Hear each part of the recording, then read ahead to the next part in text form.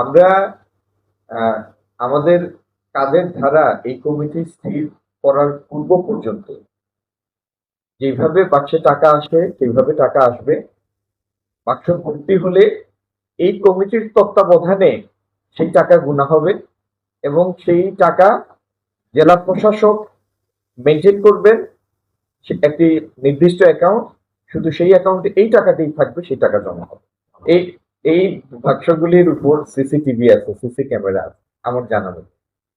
আর এই কমিটিতে জেলা প্রশাসন আছেন, দরগার প্রতিনিধি আছেন, বিভাগীয় প্রশাসক, বিভাগীয় কমিশনার আছেন, ডিআইজি আছেন, এসএমপি কমিশনার আছেন, আমার জানে ভাই যারা আছেন তারা সবাই এই কমিটি।